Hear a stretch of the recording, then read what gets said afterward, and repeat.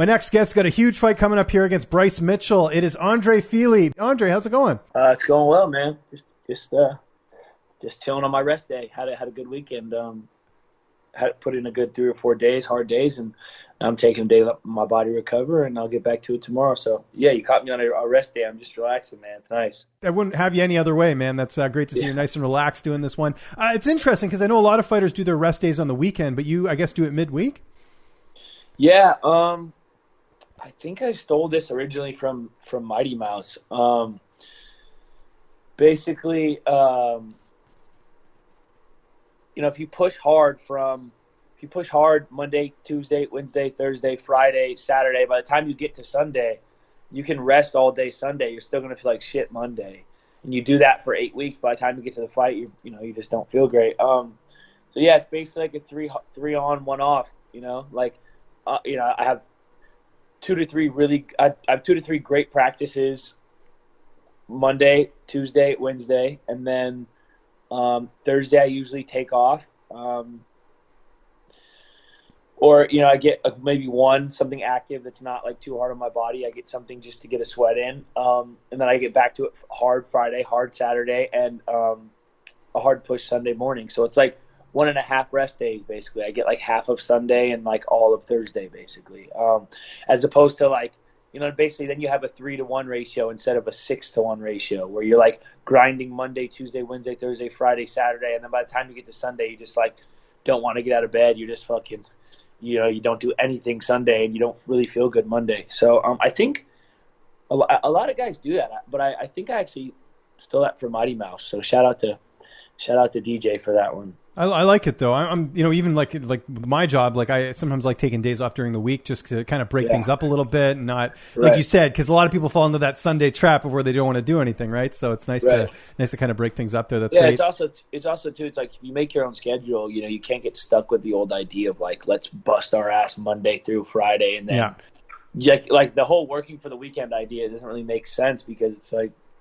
We do something where, when you do something you love, you get to make your own schedule. It's like, why wouldn't you optimize that for your best performance? So that's what we're doing. I'm with you there. Before we talk about this fight, some big news, obviously. You're with Vayner Media, man. This is such an awesome group that they put together with yourself and, Chris Weidman and Anthony Smith and just, plethora of really talented guys. I know you were sort of brought over from the other group that you were with, but how cool is this? Because there's a lot of possibilities outside the cage for you, and I know you're a very business-savvy guy outside the cage. Yeah, it's awesome to have something like that backing us. There's a lot of other things I want to do. I'm going to be a world champion. I'm going to be one of the greatest fighters that's ever lived. But fighting does end, Like, that's always the goal. It's like the goal is to be one of the greatest fighters that's ever lived, one of the greatest champions that's ever lived. All these real, like, fight-centric goals. But then you also have to understand that, like, at some point there's other things that you're going to want to do, and you won't be able to fight forever. And so I want to build something outside of fighting. I want to have a library of music that people to listen to. I did my first film a year or two ago. That's right. I want to do another film. There's all these other ways that I try to express myself and these other artistic endeavors that I want to be a part of. So, as much as they help me in the cage, I feel like they have a real platform to help me outside of it as well, and that's huge for me. So I'm very excited to be working with them. Have you met Gary Vee yet? Have you done like a Zoom call with him? I haven't. His brother AJ and I had talked. I haven't met Gary yet. I've had a couple conversations, but even before I was managed by them, I had a couple conversations on Instagram with Gary. Nice. Great dude. Just real positive and like works his ass off. And I sent him over a couple shirts just to be like, I have a clothing brand, so I shot him over a couple shirts and stuff. It's like nothing crazy, we're not like best friends or anything, but he stopped to have a conversation with me, so it was cool of him. Yeah, it was cool to talk to him. That was even before I was managed. So they're great guys, and I'm excited to work with them. Yeah, it's going to be really cool to see what they can do in the MMA space. It's only been a couple months, but like I said, quite the roster, yourself included in that. Let's talk about this Bryce Mitchell fight, though. One of the things I love about this, not only the style matchup, I think it's great, but you guys are kind of two total opposites. You know what I mean? Like, you live in California. He's like a country guy living out in Arkansas. Does that make this matchup a little bit more exciting, just knowing how you guys are kind of opposites? I think so. I think for people it makes it more exciting. For me, I don't really like Yeah, it doesn't matter. Yeah, I think he's a good fighter. He's very exciting to watch. And I think he's funny. I like the dude, man. I have nothing like bad to say about him. I think I'm a better fighter than him, and I'm excited to prove it. I don't really care about like where he's from or this and that. Like I have friends who are like, I have friends from everywhere. I have friends who are real country dudes. I have friends who are real country. It's not like I'm like, I don't want to beat him up any extra because he's like a redneck dude. Like I know plenty of redneck dudes, whatever. Like I take everybody for who they are. I don't really care like what your aesthetic is or what. I don't really like. I try to treat people as individuals. Like I'm missing a front tooth. I have my throat tattooed. Like there are a lot of people look at me and assume a lot of things about me. So, which is fair. Like I get it. I have a bunch of tattoos and a missing tooth and scars on my head from fighting. Like I get it. But like I try not to really care too much about people aesthetically. Like I try not to just make too many assumptions about people. Like I don't know this guy. I don't want to beat him up anymore because he's a country dude. Like I'm sure he's a great dude. I'm sure our lifestyles are completely different, but that doesn't bother me. It doesn't make it like any more. It's just another fight that I really want to win against a really good opponent. So I'm excited. Yeah, and it's a notable fight too. Both of you guys are sort of known names in the division. You more so just because you've been in the UFC, I think, a little bit longer, well, a lot longer, I should say, than he has. I think style wise, people know what he's going to try and do. He's going to try and submit you. I mean, that's been his bread and butter throughout his entire UFC career and even before that. But what I want to know is, in terms of your ground game, where do you feel like that's improved since over the years? Because I think early on, I know you had a couple submission losses, but since then you've been pretty good on the ground as well. And I think just a overall well-rounded fighter, especially in the last couple fights.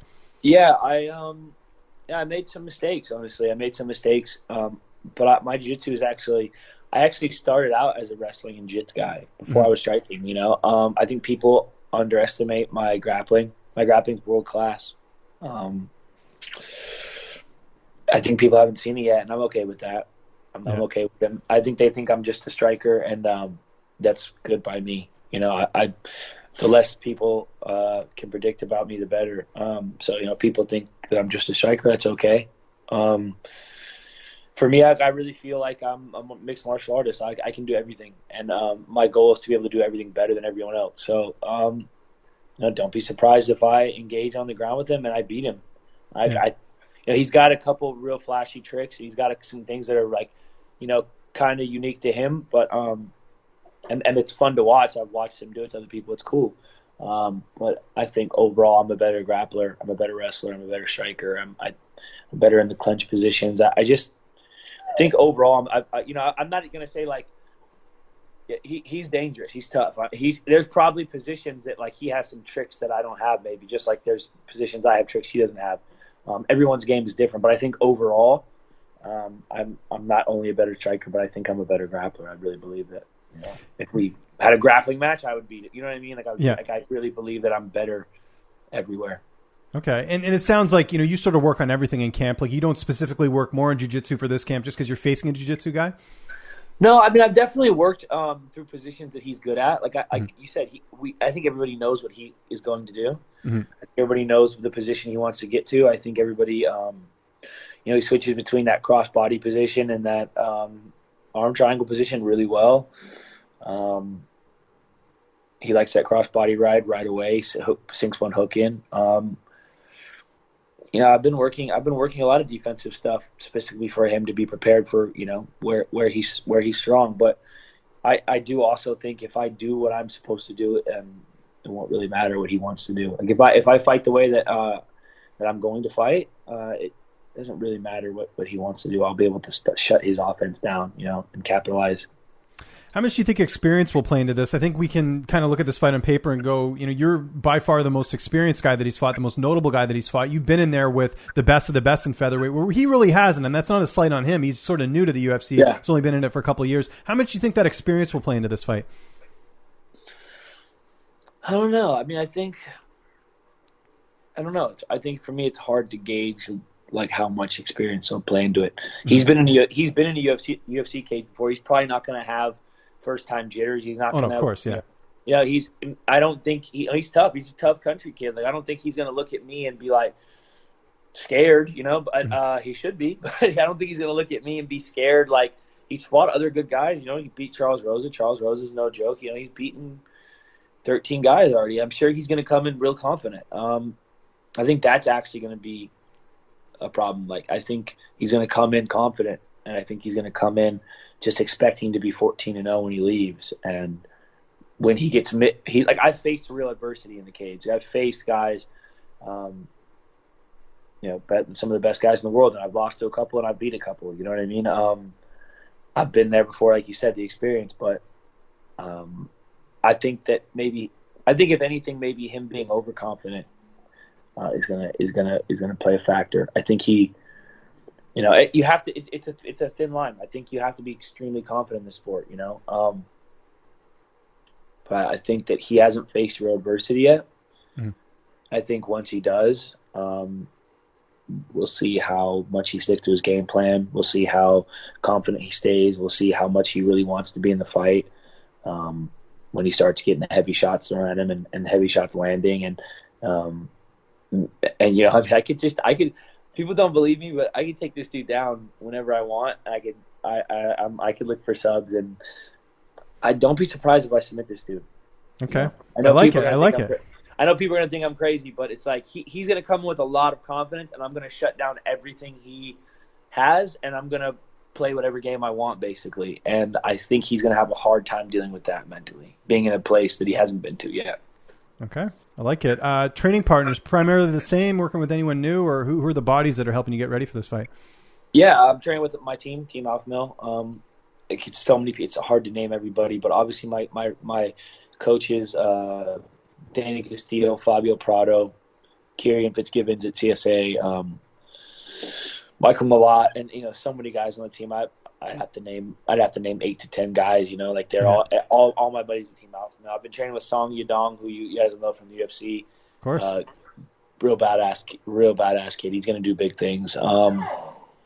Yeah, my dog agrees. I was gonna say, he's a fan. Who wouldn't be? Yeah.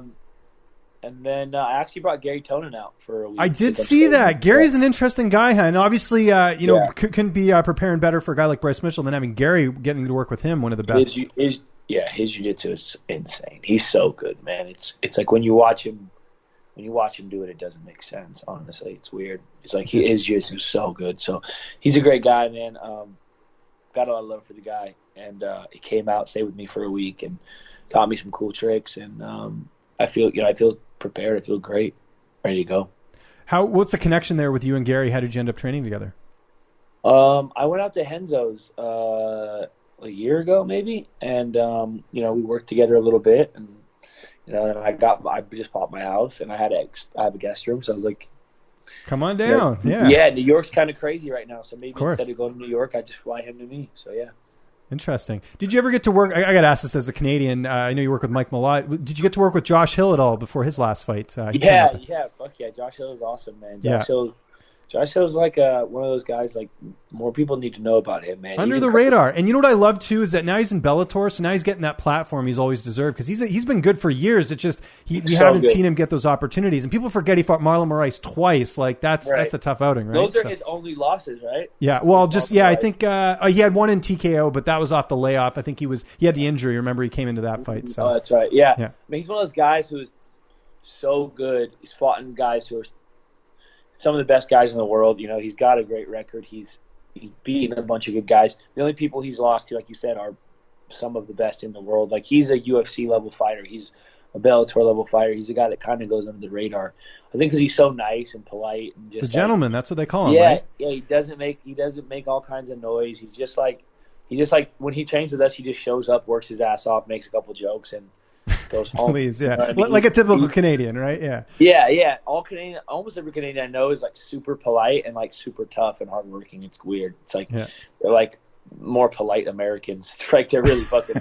I really like a lot of the Canadians, man. That's good. Glad to see our reputation's going strong down there. That's good. Yeah, Josh Hill's a great dude, man. Great fighter. I'm glad he's finally getting some shine at Bellator because he's fucking good, man. He's really, really good. In a room full of guys that are killers, you know, he stands out when he comes and trains with us.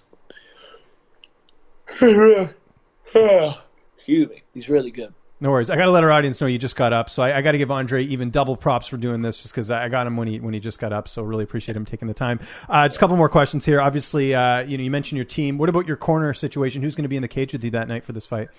The guys in the cage for the win, October 31st, will be Kieran Fitzgibbons, Fabio Prado, my jiu-jitsu coach, and Danny Castillo, my wrestling coach. How's this fight playing out on the 31st? Halloween night. That's pretty cool. You get to fight on Halloween, I got to admit. Yeah, dude. I'm just gonna fight, man. I've gotten to a point where I'm just like excited and happy to fight, and I'm ready to go win another fight. I don't know how it's gonna play out. I just know that I'm gonna win. I couldn't tell you exact details. I just know that whatever situation we get in and whatever position I put him in, and whatever rhythm I start finding, it's gonna lead to me winning. I don't think he's gonna be able to hang. Yeah. I just think once I start creating a rhythm and I start pushing a pace and I start, finding my flow and having fun and just fighting, I don't think he's going to have a lot of things he can do with me. I think I'm going to be a problem for him. And I'm excited to get my hand raised, man. I don't know. He's tough. He's good. I'm not going to say a knockout in this round or a submission in that round or, a fucking decision, whatever. Like, I'm just going to win. I'm just going to do whatever it takes to win, and I'm very excited for it, man. Like, I can't wait for this fight. It's going to be fun. Great opponent, great card, great night. I mean, it couldn't be better, man. I'm just so excited. We talked about the implications of this fight. I mean, Mitchell is he is ranked, and he's also got a big name behind him. I think a win here would really propel you up the rankings just because of who he is and who you are, and especially a finish in this fight. Is that sort of what you're looking at here, just with the fact that I know Bryce is like not top 10, but the fact that he's made a lot of noise already? Do you feel like that will help you move up the rankings? Yeah. What is he, 15? I think so, yeah. Yeah. I don't give a shit about the rankings anymore. Yeah, just honestly, fight and see what happens. Yeah. I don't mean to be like, I'm not trying to be like a cool guy and be like, I don't care. It's like, I really don't give a shit about the rankings anymore. I beat Hawkerin when he was number 11 on like 2 weeks notice, and I didn't get ranked. I've fought some of the best guys in the world. I've watched dudes like not compete for a year and be number 5. Like, that I've seen, like, I'm not going to name names, but I've seen a couple like older dudes, like, just off their name, be like 1 and 2 in their last 3 fights and still be ranked number 5 or number 6. It's like, what the fuck are we talking about? Well, I think too, if you've been out for a while, like if you've been out more than a year, I think they got to take you off the rankings, at least temporarily, and then maybe remember where you were and then put you back in. Like, I'm not throwing any shade by saying this, but like Brian Ortega is an example, right? I think he's like number 2 or number 3. He hasn't fought since 2018. Like, that's a long time, right? And the division's moving along. So I don't know what you would do in that situation. Again, not throwing any shade. Want to be clear about that. But just that is an example of someone who's been out of the rankings for a while. And it's like, what do you do? Because there's guys like yourself and, even Bryce, your opponent, you have fought a lot. It's like they should get credit for those wins. You know what I mean? Yeah, I'm just kind of tired of playing that game where you like want these rankings, but it's like they're not real. They're like, I don't remember who said it, but it stuck with me. They were basically saying the only rank is champion. Everything else under that is speculation. So it's like, might have been Edgar or somebody. I don't remember who it was, but it was a fucking hell of a quote. It's a game. It's stupid. It's arbitrary. It's made up, man. I've seen guys get their number changed the week of the fight because it looks better on the fight card. Like, the number 4 guy will be number 3 guy, and the number 6 guy will be the number 5 guy because it looks better for the fight. I beat the number 11 guy in the world, and I beat the number 11 guy in the world that didn't put me on the board. And then one of the UFC brass was basically like, well, that guy, he's whatever. It was just like, it's just weird. It's just a weird thing that they make up as they go along, and that's cool. Yeah. That's how the sport is. I'm okay with it. I'm not like, it's not a big deal. I can't care anymore about it because it's made up. When you have like, you watch the NFL rankings, you watch the NFL season, the teams are ranked by wins and losses. That's not the case in the UFC. The UFC ranks people by like how they feel, and you can't gauge your success based on like how other people feel. Like, you know what I mean? Especially people who aren't fighting, they're in the business of fighting, but they're not fighters. It's like, who the fuck cares? Yeah. All I care about is fighting and making money and providing for, the people I love. So, I don't care about the rings anymore. I feel it. Trust me, I totally understand. Not to rant, but that question comes up a lot. I'm sorry, it sounds like I'm ranting. But No, not at all. I like the honesty, man. I think you're right in a lot of cases because there are a lot of issues with it. Like I mentioned, the inactivity thing. I think that's something they got to look at a little bit more. But you did mention something there about outside the cage. I got to give you props, man. You bought a house. That is such a huge deal in anyone's life. How cool is it being a homeowner? And are you having to do more around the house? I know I got to mow the lawn now, and that sucks. But still, I'll take it over being a homeowner and renting. Yeah, it's awesome, man. I love it. The house is pretty ready to move in. It's pretty updated. The house is pretty ready to move in. It's pretty updated. But definitely a couple things. And furnishing it was a pain in the ass. And my girlfriend's like very like zen and like, it's okay. It's a process. We'll do it piece by piece. And I'm like, no, like I want my house done. Like buy the couch, buy the kitchen table, buy this, I was buy the same that, way. buy the outside furniture. I think it's a guy thing too. Yeah, I was like, I didn't rest for 2 weeks until everything was like bought, and then we had to wait like a month for our couch because it was built. It's like custom built in Southern California, but the factory.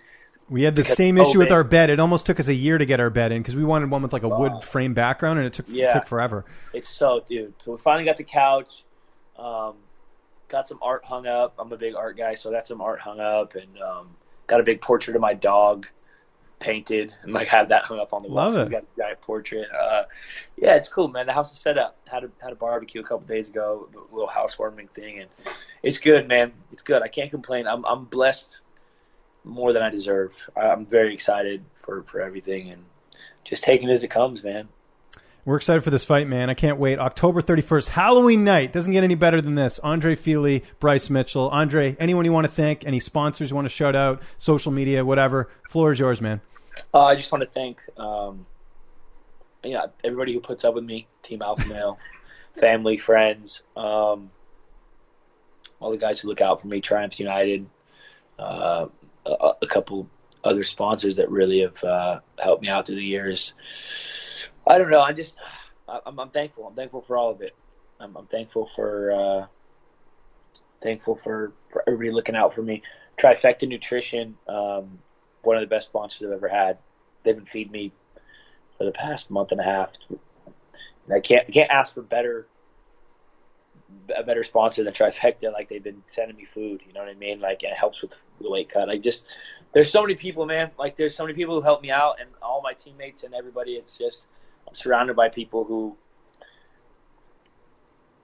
help me, and I'm trying to pay it forward to the next generation as much as I can. And I'm in a place in my life right now where I'm just super thankful. And honestly, it sounds dumb, but there's too many people to thank. I just appreciate everybody.